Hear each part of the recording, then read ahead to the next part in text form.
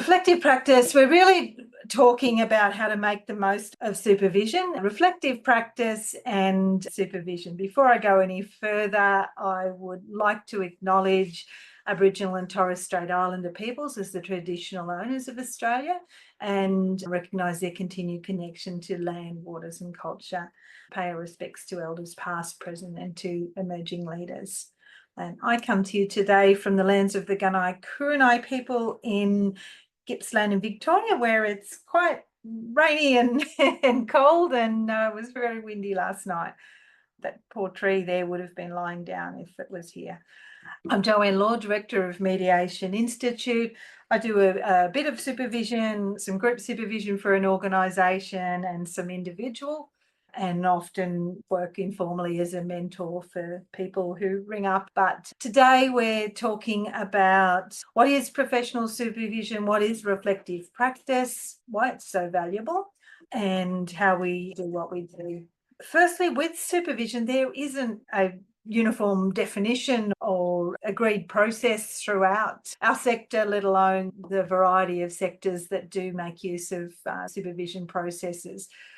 But for our purposes today, and I think for my purposes in thinking about it, it's a process of professional learning and development that enables individuals to reflect on and develop their knowledge, skills and competency through an agreed support from another professional as a base. So it could be a group of professionals such as peer mediation, where everyone is supporting each other, or it could be led by a facilitator. But some of the key elements is that ideally there's regular sessions. However, it can be ad hoc or as an identified need or a gap is identified, and safety. So it really needs to be provided as a safe space to explore and reflect on workplace issues and consider our preferred and personal impact. Do others think, do you have a different concept of professional supervision? So we're not talking about management line supervision. We're really talking about supervision to support professional learning and practice. Any thoughts, or you're okay with that definition? Benefits: supports professional practice, having many heads improves problem solving, improves access to resources that we may not know about that others do, supports and provides new ways for looking at situations. It supports our professional development and helps identify opportunities for continuing professional development. Supervision can identify gaps. So we might tell the story about this happened and someone might suggest, have you tried this? Did you try that? And you think, oh, or they may have a model or a different way of thinking about it. Can really help us to be more strategic about our professional development rather than just attending things because they're on, looking for things that are going to actually be really tailored to our needs. Enhances well-being and provides the opportunity to debrief and process really challenging cases. So this is really critically important for us. Being able to do that, so being able to talk about and process challenging situations is a really important factors for resilience and coping. So there's benefits, proven benefits for our mental and emotional health, and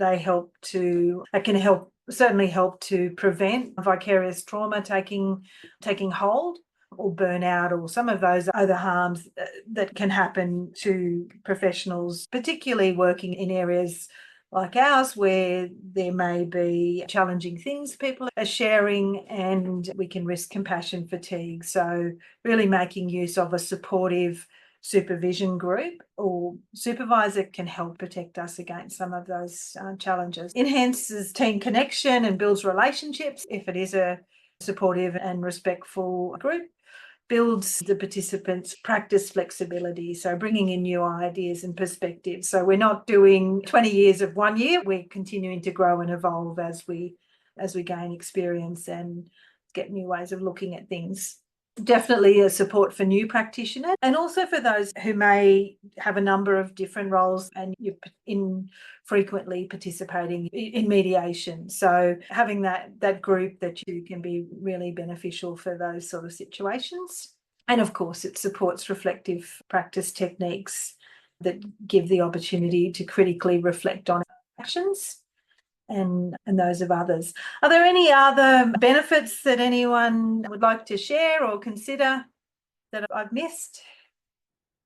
Big list.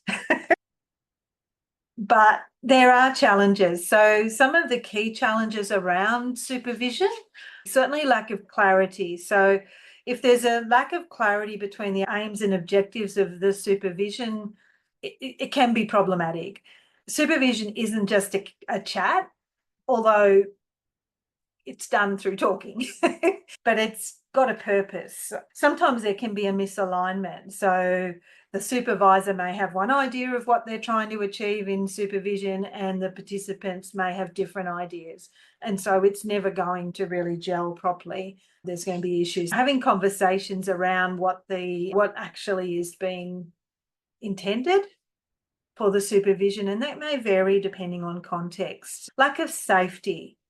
Supervision should be a confidential space. It should be a private space where people are able to feel comfortable to speak freely. However, there's always challenges if improper behaviour was disclosed or things like that. It's really important to make sure that it's used appropriately. So misuse of information can lead to fear of openly discussing practice challenges. So if someone is vulnerable, does admit that maybe there were mistakes made or something like that, how is that going to be managed is one of the biggest challenges, particularly for supervision if it's within an organisation where the line management are also the supervisor. It doesn't mean that it's inappropriate or can't happen. It just means that there needs to be a real focus and consideration around the safety of the process for those participating. Otherwise, it'll be a superficial missed opportunity, I guess. So again, using supervision for disciplinary purposes negates the benefits of the process. There needs to be a separation. It's not saying that management shouldn't be managing a process or a service if there's employees or contractors. It's just that supervision isn't for that, or clinical supervision isn't for that. Mismatch of styles of knowledge. So this may relate to personalities, or it may be situations where the supervisor is not qualified to adequately support the supervisee. Sometimes supervision is done cross-contextually, but if that's the case, there needs to be acknowledgement or working within the specialised knowledge that the supervisee might need. And again, that goes back to lack of clarity. So there needs to be some clarity about what are the benefits that are being sought from a supervisor who, for example, may not be a mediator or may not be an FDR practitioner.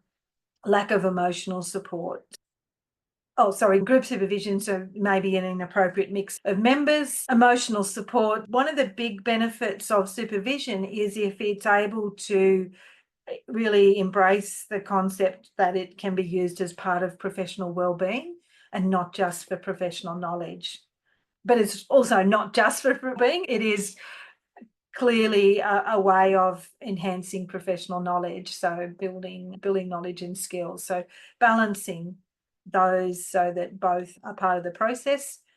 And sometimes there can be problems where you have a very experienced leader who has formed a view that it's their way is the one true way, and anyone who doesn't do everything exactly their way might be regarded as needing correction, where it may be that it's just diversity or within the range of appropriate practice. That said, if you're employed or working within an organisation, there is a right and a responsibility for that organisation to establish specific standards around how they want the services to be provided there. Just stop the share for a moment, and you don't have to turn on your video if you don't want to, but I'd love to hear in the chat if there's any further comment about benefits or challenges of supervision. Just give you a moment to think, or feel free to turn on your video if you'd rather. I think that's a good description, Joanne, because in my experience, I feel that there's definitely a lot of challenges in supervision, and I've definitely experienced both ends of the spectrum. I've had some really good supervision and then some supervision that feels the opposite of what it's trying to achieve. Yeah. With that safety or feeling you're able to bring something and it's relevant. So, but I think you summarized it really well. Thank you. And yeah, we're going to go on and talk about the participant of the supervision's role in trying to make the most of it. But sometimes, it really is a problem. And Glenn, did you want to contribute something? Oh no, I just felt out of respect I needed to show I was listening. Yes, I used my mediator's pause, didn't I? And I made so there we go. We had a I'm just new to all this, so I'm just soaking it all in and learning as much as I can from people that know and forgotten more than I've learnt. So thank you. You're very welcome. And thank you for supporting me with that. So I'll just go back to the share, and remember, anyone who's not in a situation where you're able to turn on your video, feel free to make use of the chat. Common challenges. So making the most of supervision. So for us, participating at whatever level of experience we have in the sector, it's really, you see that lady's led her horse to water, but it doesn't want to drink. The best supervisor in the world can't help if you're not receptive to taking in new concepts. And we can all get defensive about our approaches and what we've done. So we're going to talk today a bit more about being that a reflective practitioner. It's important that you implement strategies of open and constructive communication with your supervisors. Express your concerns if necessary, and maybe adapt your approach according to context. If you genuinely aren't in a safe space, then you're going to need to respond appropriately, unfortunately. But sometimes it may need feedback for the supervisor to understand the impact of their approach or their behaviours. So rather than your immediate reaction, just pull your head in and get through the process, see whether you can work with them to improve your experience. And think about setting and tracking professional goals. So that can be a way that you're able to influence the supervision. So helping by identifying that this is an area you want to work on particularly, especially if the supervision does have a framework or it's individual supervision. So generally with individual supervision, you should definitely at the start of the process be negotiating with your supervisor what it is that you're really wanting to focus on, and continuing to let them know if your focus changes or there's other areas that you think they may be able to assist you. Using strategies for feedback reception so that you can really think about how to make feedback a positive experience for your professional growth. And we all come to our professional practice with a past. If you were raised in a highly critical environment, it may be that you're quite reactive to feedback and immediately your defences come in place, or whatever reasons.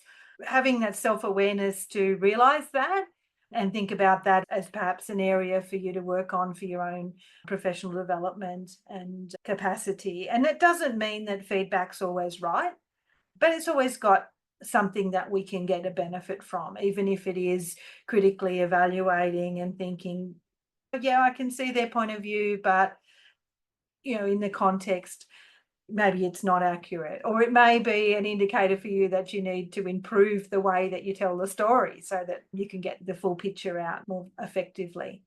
And just a reminder, mediation, we work with uncertainty, like it is our field. So we work with shades of grey. There's never, or in my experience at least, clear black and white situations. One person is telling everything exactly as an objective observer might describe, and the other one is completely telling lies, and yet often the stories don't align. So we've got to work with ambiguity, and supervision can often be an opportunity for us to talk it through and settle ourselves around the decisions that we've had to make in that moment. And this can often particularly be if we've got to make a mandatory report, or we're going to have to disappoint someone by saying, no, we're not willing to offer services. Again, as we're going through, if this is triggering something for you about how you've made the most of a supervision situation or overcome challenges, please feel free to share. But what is reflective practice? So from my understanding, started to gain popularity from a 1983 book by Donald Shon on the reflective practitioner. A quote from there is, "The ability to reflect on one's actions so as to take a critical stance or attitude towards one's own practice and that of our peers." So engaging in a process of continuous adaptation and learning. So it's really that informal learning through the process of supervision, but also through the process of individual reflection. So we don't need other people involved to be a reflective practitioner, but it can certainly help and help us to perhaps see any biases or assumptions that are impacting our view of the situation. But I guess the key concept, the thing that we need to really hold in our mind, that it isn't the experience that leads to learning, it's the deliberate reflection on the experience. So what can we take from that experience to help us to learn? And it might be to prevent it happening again, or it might be to look at what are other ways that we could have worked. And that reflection and learning is often what can help to prevent us getting sucked into those trauma responses where we might feel powerless in the situation. So it's not about blame, it's about learning and looking for ways to continue to improve. It also provides ways to integrate theory with practice. We work in that grey area, but there are a lot of really valuable theories around dispute resolution and conflict that we can use to help us provide a little bit more framework and a little bit more guidance, as well, of course, as the mediation process itself. Really looking at what those elements might be are an essential part of reflective practice. Again, it permits or increases learning from every single client experience, so that we take that moment, we take that little bit of time to think about what we can learn, supports continuous development, protects us from falling into bad habits by preventing client blaming and instead reflecting on what are the opportunities that we might have had to alter our practice, where were the pivot points that perhaps we missed. I have the benefit as a trainer of mediators, the opportunity to see mediation happening in the moment, which is, once we get out in practice, we normally don't get to see unless we're co-mediating. With reflective practice, co-mediating, I haven't put it here, but it can be a really beneficial way of getting that experience of the moment, as long as you don't just finish and congratulate each other about how awesome you are. Look for opportunities for that critical analysis as well. It aids continuous improvement of systems and processes. So it may not be you and your facilitation, but it may be the tools that you're using were clunky, or the information hadn't been provided at the appropriate time in a way that the client could take it in. So they're working with less informed consent than they should be. So thinking about thinking, reflective practice really builds that capacity within ourselves, so that we can take different stances in thinking about our own behaviour. It improves the accuracy of our self-evaluation, and we're looking for accuracy from one end, which is I'm amazing and perfect and there's nothing I need to do, which is problematic, or the other end of being overly self-critical and harsh on yourself and not looking at what you've done really well. So we want both looking for opportunities for improvement, but also acknowledging the strengths that you do have, because that's a much, much better place to build from. And self-regulations, again, it's really important for us. We're working with people who, by the most part, are not self-regulating really well. We know that people in conflict are most likely to be reactive, looking through the lens of blame and sometimes shame. And really, we need to have a robust ability to manage our own state in that situation, rather than letting the natural inclination of aligning to the emotional states of the people around us. We need to, in fact, do the opposite and hold the state for the space, where the mediation's happening. And of course, self-reflection identifies knowledge gaps and opportunities for us to look for improvements for our technical, ethical or other knowledge. And it also helps improve understanding of your own beliefs, values, attitudes and prejudices. So we often say, I'm a mediator, I'm neutral. We're not neutral.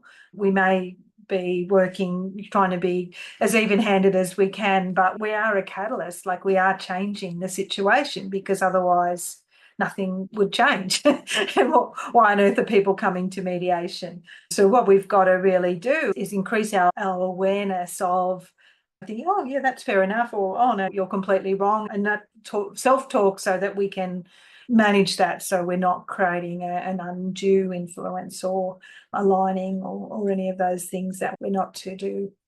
And again, any thoughts about anything else that you think might result from reflective practice? But what can inhibit it? So again, lack of structure. It should be a process and have a purpose or structure. So thinking about it, actually taking that time, maybe using a journal or something like that to make notes about things. In a group situation, what's going to inhibit is anything that feels like ridicule, inflexibility, lack of safety. They're all going to inhibit the true benefits of reflective practice, because you'll have to be defensive and protecting yourself from those emotional harms. Fear of challenge, any discomfort you have about challenging and evaluating your own practice, either individually or within a group, is going to inhibit you. Time constraints, just if you're structuring yourself, you're back to back, you're running from here to there and you're not providing any time for reflective practice, that could be a real problem and potentially a recipe for burnout. So it doesn't need to be a lot of time, but it really needs to be seen as part of the work, I think. So lack of perspective, self-reflective practice, if all you do is do reflective practice with yourself, you're not getting a lot of opinions and insights. And you might say, oh, well, I can't afford the cost. We run a regular group supervision for free for Mediation Institute members. That's not a high opportunity cost. You can establish a group with other mediators and do it yourself. You don't need to be facilitated, particularly if you've got some experience, or even if you don't. It could be a group of people that you've met as you go through training, and just do a regular check-in. Confusion about what situations and experiences to reflect on, picking the easy rather than the important, or focusing at too high a level. So really looking at, am I getting benefit from what I'm doing? Another inhibitor is that poor self-image or ability. So if you're too hard on yourself, or you're not able to critically evaluate, then it's probably worth investing in some one-on-one supervision or some facilitated group supervision, so that you're able to develop those. That might be your professional development target, to be able to actually hear critical evaluations of your actions, or positive evaluations, depending on where your default is. Again, you're a quiet bunch today, but feel free to use the chat if you want to, if there's other insights that you've got about either how you enhance or inhibit reflective practice, or if it's not something that you're routinely doing, thinking about how that may fit in. So what a pretty picture. I couldn't resist. So individual or group. I'm going to very quickly go through a few different models that you may like to have a look at as one that you'd like to adapt, particularly for your individual approach. I'll make the slides available so you're able to go through in your leisure, and I've got the references to where these models have come from. You can easily Google or ask your favourite AI to help you with some more information.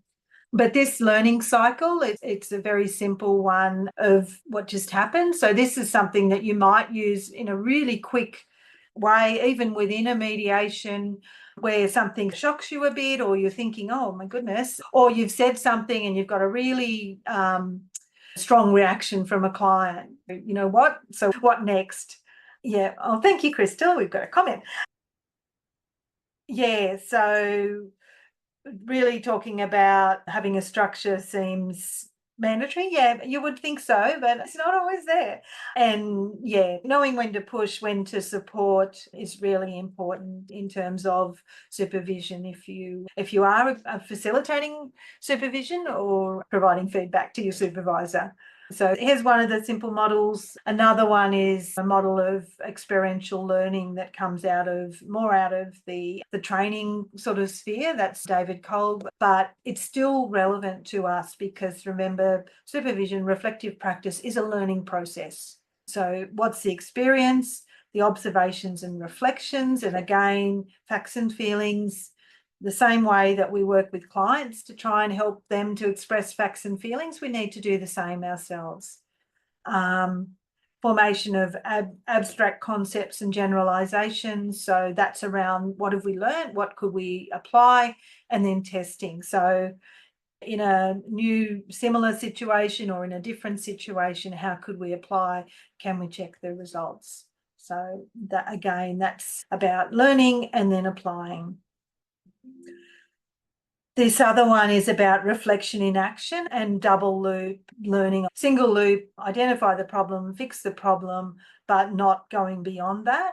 Where double loop learning, and I'm sorry, it might be hard to read, is identify the problem, fix the problem, and then look at why did this happen? What are the deeper issues that need addressing? And this might be around systemic problems that you identify in your practice or process particularly. So FDR course, we have a task on reflective practice and students have got to identify continuous improvement opportunities. One of the ones I read recently was people coming to the property mediation without their assets identified or shared assets. So there's an opportunity in the moment you're doing that, and then you can go back and look, what is the information we're providing? What are the expectations we're setting? How are we preparing people to come with the information that we want? Or the couple of examples there of when you're working with clients. We can use these models with working with clients as well. There's a complaint about they're always late for changeover. Really looking at why is that? It's not good enough in a parenting plan to just put in, you need to be on time. There's probably a reason why they're not, and that would be really exploring that and how that can progress. A really common model used within supervision is Gibbs, which was again built on the work from Kolb, and this can be done individually or in a group supervision. So what happened, feelings, what you're thinking and feeling, evaluation, what was good or bad about the experience, really should be good and bad probably. What sense could you make of the situation? So what meaning can you make out of those things? And then what conclusions can you make? So general and specific conclusions. What else could you have done? And then an action plan. If it arose again, what would you do? So if you were using a journal, you could have these as little headings that you work through if you've just had an experience that's left you feeling unsettled. Or it may, the example, it might be that clients have raised cultural issues and you're feeling a bit at a loss because you don't know much about their particular culture and you're not sure, are they misusing, are they using it appropriately? Is there something more you need to know? Do you need to have better questions to uncover what's relevant to the situation you're in? So that's maybe an example of how you might use that. And I thought I'd just bring up a couple of the models that might be used in group supervision as well. This one comes out of nursing, the John's model of reflection. So again, very similar. Describe the experience, reflection, what were you trying to achieve and what were the consequences? What were the influencing factors that might have been there that influenced your decision? So was it internal? Was it something had happened, you're rushing to try to get to the mediation, you're really not in a right headspace, and then the mediation hasn't gone very well? Are there external factors? Maybe you're doing a lawyer inclusive and you've got a barrister who thinks they're in court and are trying to win the mediation, and you haven't managed that very well. Was there a knowledge gap? how could I have dealt with it better? And then the learning. So that's again another nice little model.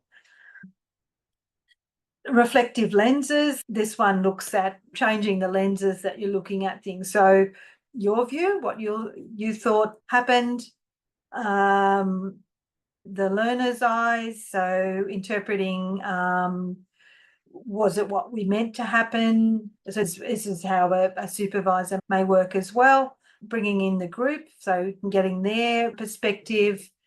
And then is there any theoretical literature or other things that will provide illumination for the situation? And model 7, model of reflection. So again, a very simple model, starting with self-awareness, critical analysis of the experience, looking at new perspectives. So again, from other people that are part of the supervision. So either your colleagues, the supervisor, depending on the structure that you're in. And then action, what are you going to do with this knowledge? Because new knowledge, if we don't implement it, is just going to eventually get lost. And key skills for a reflective practice. So there are a number of skills, I don't know why the photo licensing is on there. So self-awareness, the ability to recognise your own thoughts and emotions. Hopefully that's a skill that we've all been busily developing as mediators, because unless we do, we're not going to be able to pick up whether we've got a bias or an alignment or an assumption that's not appropriate for the situation. Description, so the ability to clearly articulate an experience. If you're going to participate in supervision, you want to be able to very clearly explain the scenario, what are the key elements for the group. Critical analysis, the ability to analyse an experience objectively by putting to one side your assumptions or biases, or naming them. Sometimes naming is very valuable when you're going through these processes. And synthesis, the ability to integrate insights from all of that analysis that you've done, create new theories or approaches. So this is around that, coming up with what could I have done differently. And then evaluation skills, ability to consider how the new thoughts or approaches would work in practice. So is it relevant? What's the impact? What's the cost? So really looking at how it all fits together and is it worth doing? And of course, flexibility, the ability to change based on the new information you've received. If anyone's got any other skills that you think are really important to be a reflective practitioner, I'd love you to share them.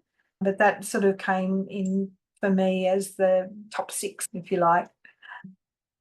And then theories and literature. A lot of the reflective practice processes go back to the theory, to the framework we work within. So if there's any favourite theories that are your go-to from anyone that's here, if you're a fairly new practitioner, anything that really resonated when you were doing your training, please feel free to share those in the chat or by comment. And while you're having a think about that, maybe this is a little bit of a prompter. One of the courses we do is conflict management for one, which is a process that John Cleary developed when he was working at Relationships Australia to either help people to prepare or often to provide a closure service in a way for people who can't mediate because the other person wouldn't agree, or who perhaps had mediated, but they didn't get an outcome that satisfied them. So part of this conflict management for one process is, if people are interested, to talk through with them about some of the conflict theory. But Burton's human needs theory, Tillett's 5-sided pyramid, Moore's sphere of conflict, and then the extension of that, Moore's pizza, which picks up social conflict as well. Cartman's drama triangle. He also talks about Robert Cialdini's principles of persuasion, attribution area, Thomas Kilman's conflict styles. That's something I use a lot. I'm always looking at my clients to think about what are the conflict styles that they're exhibiting, and if they've got a competing style or an avoidance style or an accommodating style, I'll be looking, what can I do to help them to at least be thinking about compromise or ideally collaboration. So if you don't know those conflict styles, that I'd personally strongly recommend you get that one. The conflict of volcano, which is another favourite one of mine, which is that escalation between peace and war and all the many steps that are in between that you'd be able to de-escalate. I'm not seeing, thank you, Ro, for sharing. Rebecca. Yeah, I just thought I'd share sort of my perspective. I'm only new to mediation, but I have been a high school teacher, and a reflective practice is a part of teaching, or it is anyway when I went through. And just some of the pitfalls that I saw going through that was, so you'll have a lot of support as a teacher, and that can quickly become, as we all get used to reflecting. For example, if I ever got triggered by a student, I would look at myself and I would see, what did I contribute to the situation? Because we're taught not to escalate and all that kind of thing.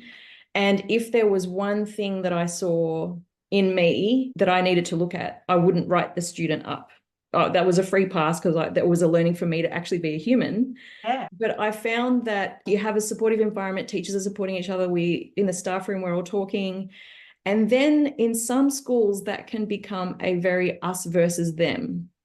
And if we're in an environment where there is conflict, it's very easy to support each other. I found the mediation network very collegiate. I can imagine it's very supportive. And then to have it, that can devolve into, oh, they're just like that. Don't feel bad about yourself, because that's what I've experienced as well in the industry. Yeah. And that can be, and as you say, it's very nebulous. There's a lot of uncertainties. So where can I pinpoint the thing in me? And it's so clearly, obviously, people are disputing, we can just blame them. Yeah, absolutely. And it doesn't serve us, and it doesn't serve our clients or our future clients. And also, if it is uncertain, then where is the responsibility? You don't want to be over responsible. You don't want to be under responsible. Yeah. But yeah, look, absolutely. And it's once you start hearing that, once you hear the group just blaming the clients and not evaluating, we didn't cause the clients to be the way they are. Like, they came to us like that. But what could we have done differently, perhaps, to shift the path a little bit? It's about that catalyst, again, I think. And the purpose of the supervision is to look at that. So did we use our high conflict mediation skills? Do we have conflict? Because we need to, if we've got people who've got a high conflict approach and style, they're not going to have awareness. Spending a whole lot of time trying to help them to reflect and gain, we're wasting their time. So yeah, I think it's very valid. What I'm taking from what you shared is the danger of just your supervision becoming a support group and blaming the other. Yeah, I have another comment. Is the thing is, if you're a teacher and you have, not to turn this into all about teaching, but you're used to having 25 students in a classroom all to yourself. No one's watching you. You've passed your degree. Now you're alone with them. You're getting paid to do this. Yes. And in some schools, to be supervised is an insult. Yes. And in my experience, it's not like I went to every school, but the very best school was very open and embraced the whole supervision of teaching. And they were had close connections with a university where, students are going through and they're watching you teach a class. And this school was hitting all the band sixes for their students, and everyone wants to move into that zone. So yeah, and it's tough. Like it's tough to be watched, judged. Yeah, absolutely. And it really is. Like, I do all my mediations with an intern, and we have a reflection at the end, and at times there's things I could have done a lot better, that things that we could have done better in working together. And yeah, it's a lot easier if you're just in private, no one can see, and if you just keep, it wasn't a good day, you just keep quiet about it, and it'll be better next time. But I think with mediation, what strikes me is, if you're going to get clients complaining about you, that's a huge incentive. Because the kids there is the cultures in some schools, if you get kids complaining about you, that can be dismissed, or your head teacher will support you, or like that. Their little voices can get crushed, sadly. Sorry, everyone. Yeah. But yeah, if you've got adults complaining about you, then yeah, like that's We're all reflecting on ourselves. Absolutely, absolutely. And yeah, so there's a lot of similarities. The confidentiality of the process is, it can hide poor practice until it becomes unhideable and a complaint comes through. And with FDR services, the complaints are now going through the Attorney General's Department. Before they were internally or whatever. Whether you're private or public, it's likely that there's an avenue for them to come out. We want to not have complaints. We want to do fabulous work, and reflective practice, engaging, being honest with yourself, making sure that it is a safe space, because sadly there are situations where it's not, where something that you share might be used inappropriately in other contexts against you. Getting the structure as right as we can, and then making absolute use of it. Thank you. I'm just mindful of time. Just a couple of things, but ultimately we're responsible for our own professional growth. Certainly as family dispute resolution practitioners, also as nationally accredited mediators, we have professional development obligations. And supervision, reflective practice is one of the mix, as is the other areas. So it's a really good opportunity to make use. There's a post on our website about your obligations around your PD if you're not keeping track. Our wonderful new platform that we were planning to introduce on the 1st of July has been a little bit delayed. It'll be coming out soon, and it's got a log where you're able to keep track, and any of these events you register for will automatically be recorded. But yeah, really I'm talking about tailoring your professional development journey towards your needs. That's just a little summary of some of the strategies that you can do. And I do want to just make a call out. Hopefully you've all been following the changes that are happening in the national accreditation. There'll be introduced a new level of accreditation for mediators as advanced mediators. And we're putting the preparation in for our practicum, which is the course that you need to do. What we want to do is a blended learning, so online resources and preparation, so some of the models and things, then in-person practicum sessions. So I'm looking for members around the country who might be interested in participating in that. So we've got an expression of interest document that's got a bit more detail that I'll put out. But yeah, so it's very exciting. It's going to provide really, I think, some more opportunities for nationally accredited mediators. A lot of the supervision is really happening in the FDR sphere, and not as much as I think is needed in other areas of mediation. So yeah, I'm excited about the opportunities, and we're hoping that we'll have some people that want to collaborate with us who've got specialist areas, and we might be able to have some practicums for commercial mediators or elder mediators or so on. Yeah, so that's something, if you are interested and you've got that 8 years of accreditation, which is the minimum requirement, yeah, reach out. We can have a conversation. Again, the network, remember you can put in questions in the network, and I'll stop the share. So thank you, everyone. Hopefully there's been some good triggering of ideas and ways that you can look at improving your own professional practice through reflective practice and supervision.